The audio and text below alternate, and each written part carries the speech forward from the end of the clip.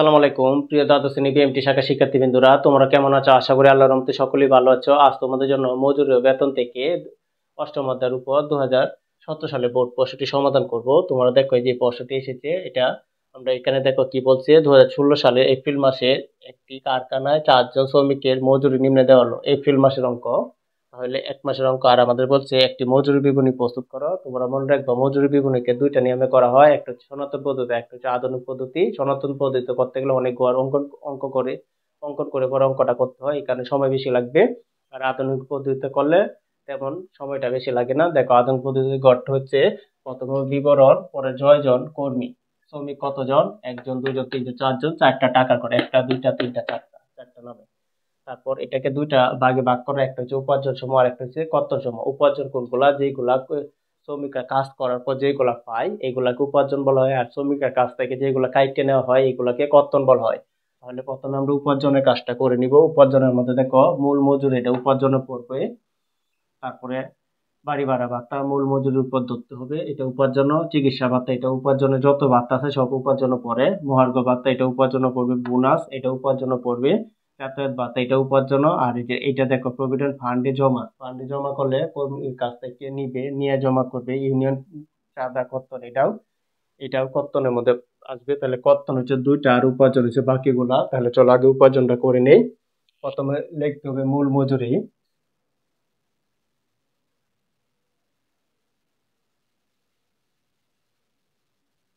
মূল মজুরি কত? একজনের 7,200, একজনের 7,200, আরেকজনের 4,800, আরেকজনের 3,000, আরেকজনের 3,500। যার যে নামের নিচে নিচে টাকাগুলো বসাতে হবে। তারপরে বাড়ি ভাড়া ভাতা,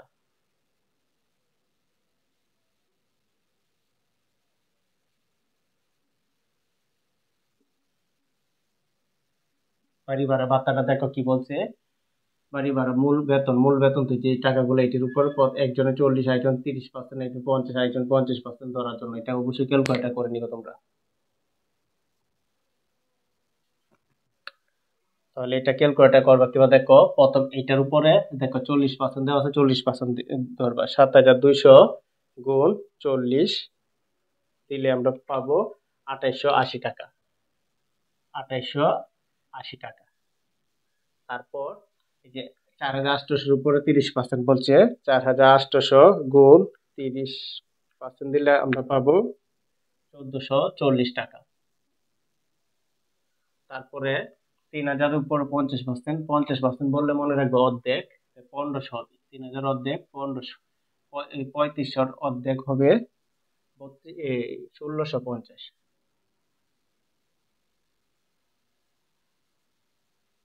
যেমন 3500 গুণ 50% দিলে আমরা পাবো 1,750। 3500 কে 50% দিলে হবে 1,750।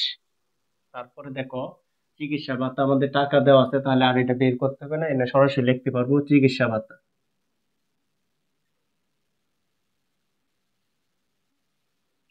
চিকিৎসা ভাতা 300, প্রথম জন পাইছে 300, পরের জন পাইছে 250, পরের জন পাইছে 250, এর পরের জন পাইছে 200। যার যে নিচে নিচে টাকাটা বসাতে হবে। তারপরে মহার্ঘ ভাতা,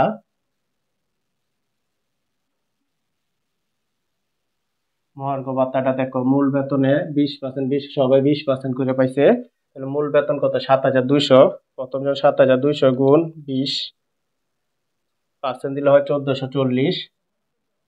তারপরে এই যে 4,800 কে 20% দিব, 4,800 গুণ 20% দিলে আমরা পাই 960। তারপরে 3,000 কে 20% দিব, 3,000 গুণ 20% দিলে পাই 600। তারপরে 3,500 কে 20%, 3,500 গুণ 20% দিলে পাই 700। এই টোটাল আমরা এই টাকাটা পাইছি। মহার্ঘ ভাতার কাজ শেষ। তারপরে বোনাস দেখো টাকা দেওয়া আছে, সরাসরি আমরা টাকাটা বসিয়ে দিব। বোনাস, বোনাস দেখো প্রথম জন পাইছে 400, দ্বিতীয় জন পাইছে 350, তৃতীয় জন পাইছে 300, পরের জন আবার 400। যে বোনাসের টাকাটা পরে যাতায়াত ভাতাও দেখো টাকা দেওয়া আছে। যাতায়াত,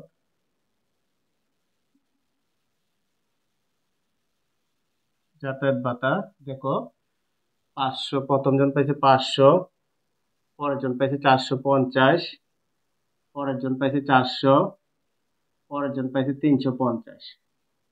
যাতায়াতের পরে প্রভিডেন্ট ফান্ডে যে আমাদের উপার্জনের কাজ শেষ। এখন আমরা এখানে একটা টান দিয়ে দিব। টান দেওয়ার পর এখানে লিখবো মোট উপার্জন। মোট উপার্জন এটাকে এ দ্বারা প্রকাশ করব। এখন আমরা এই টোটালটা যোগ করে এখানে নামাবো, এই টোটালটা যোগ করে এখানে, এই টোটালটা যোগ করে এখানে, এই টোটালটা যোগ করে এখানে নামাবো। প্রথমে হচ্ছে দেখো 7200, 7200 যোগ, তারপরে 2880 যোগ, তারপরে 300 যোগ, তারপরে 1440, 1440 যোগ, তারপরে 400 যোগ, তারপরে হচ্ছে 500। আমরা যোগ করলে পাই 12,720, 12,720। তারপরে দেখো এখন এইটা টোটাল যোগ করে নেবো 4,800 যোগ 1440, 1440 যোগ 250, 250 যোগ 960, 960 যোগ, তারপরে আছে 350 যোগ, তারপরে 450, 450 আমরা যোগ করলে পাবো 8,250, 8,250। তারপরে এটি আবার যোগ করে নামাবো। প্রথমে 3,000 যোগ, তারপরে 1500, তারপরে হচ্ছে 250, তারপরে হচ্ছে 600, তারপরে হচ্ছে 300 আর 400 700 যোগ করলে পাবো 6,050। তারপরে এইগুলা যোগ করব 3,500 যোগ 1,750 যোগ, তারপরে 200 যোগ, তারপরে 700 যোগ, তারপরে 400 যোগ, তারপরে 350 যোগ করলে আমরা পাই 6,900। এখন আমরা এখানে একটা টান দিয়ে দিব। এটা হচ্ছে আমাদের উপার্জনের টাকা। এখন আমাদের কাজটা করতে হবে কর্তন সমূহ। এখন আমরা করে নিব কর্তন সমূহ। এখানে লিখতে হবে কর্তন সমূহ।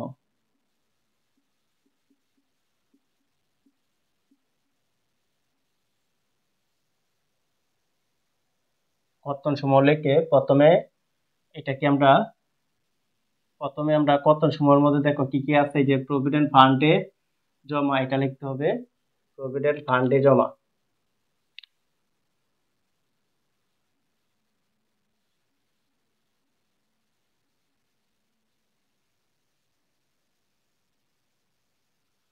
প্রভিডেন্ট ফান্ডে জমা কত পার্সেন্ট, সবাই দেখো 10%, 10%, 10%, 10%, 10%। তাহলে যে মূল মজুরির উপর 10% দিতে হবে।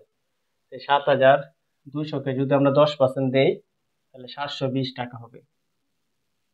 আর এটা কি হবে 480 টাকা 10% দিলে। এটা হবে 300 টাকা। এটাকে যদি আমরা দেই তাহলে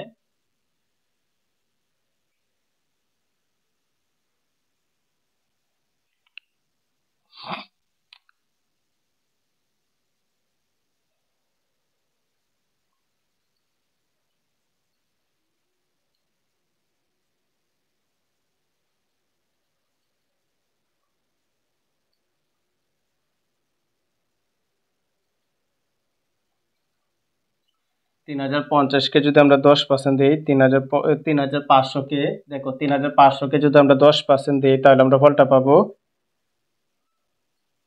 350। এখানে পাবো আমরা 350। তারপরে দেখো ইউনিয়ন চাঁদা কর্তন টাকাটা দেওয়া আছে, যেহেতু পার্সেন্ট দেওয়া নাই তাহলে মনে রাখবে এটা টাকা দেওয়া। ইউনিয়ন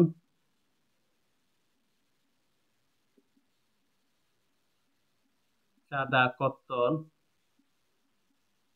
ইউনিয়ন চাঁদা কর্তন দেওয়া আছে 20, এখানে 20, তারপরে 10, এখানেও 10। যে আমাদের কর্তনের কাজ শেষ। এখানে আমরা লিখতে হবে মোট কর্তন। এটাকে বি দ্বারা প্রকাশ করতে হবে মোট কর্তনকে। এখন যদি এটা যোগ করি তাহলে হবে 740, এটা যোগ করলে হবে 500, এটা যোগ করলে হবে 310, এটা যোগ করলে হবে 360। তারপর আমরা এখানে একটা টান দিয়ে দিব। তারপর আমরা এখানে লিখব নিট উপার্জন। নিট উপার্জন এখানে লিখতে হবে এ মাইনাস বি, মানে এ থেকে বিটা বিয়োগ করবে, যে এইটা থেকে এটা বিয়োগ করে এখানে লিখবো এটা থেকে এটা বিয়োগ করে এখানে, এটা থেকে এটা বিয়োগ করে এখানে, এটা থেকে এটা বিয়োগ করে এখানে। তাহলে চলো আমরা এটা বিয়োগ করে নিই। 12,720, 12,720 বিয়োগ 740 আমরা বিয়োগ করলে পাবো 11,980। 11,980 এটা আমরা এখানে ক্লোজ করে দিব। তারপরে দেখো আমরা এইটা থেকে এটা বিয়োগ করব। 8,250 বিয়োগ 500 আমরা বিয়োগ করলে পাবো 7,750। 7,750 এটাকে ক্লোজ করে দিব।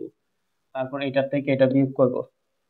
6,050 বিয়োগ 310 আমরা বিয়োগ করলে পাবো 5,740। এটাও ক্লোজ করে দিব। আর এটা থেকে এটা বিয়োগ করব। 6,900 বিয়োগ 360 আমরা বিয়োগ করলে পাবো 6,540। 6,540 এটা আমরা ক্লোজ করে দিব। এটা আমাদের আনসার। আশা করি তোমরা এটা বুঝতে পেরেছো। তারপর আমাদের আর একটু কাজ করতে হবে। তারপর আমাদের এখানে লিখতে হবে প্রস্তুতকারক।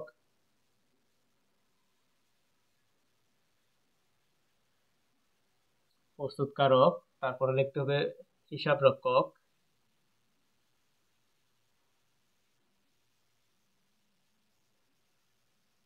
ক্লোজ করতে হবে। তারপরে ব্যবস্থাপক,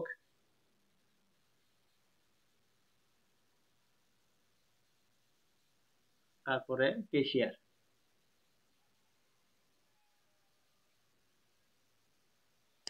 এটাই আমাদের আনসার। আশা করি প্রিয় শিক্ষার্থীবৃন্দরা আমার ক্লাসটি তোমরা বুঝতে পেরেছো। আমার ক্লাসটি যদি তোমাদের ভালো লেগে থাকে তাহলে অবশ্যই আমার চ্যানেলটি সাবস্ক্রাইব করবে এবং লাইক শেয়ার কমেন্ট অবশ্যই করে নেবে এবং নতুন নতুন বন্ধুদের কাছে আমার ভিডিওগুলো শেয়ার করবে। আসসালামু আলাইকুম।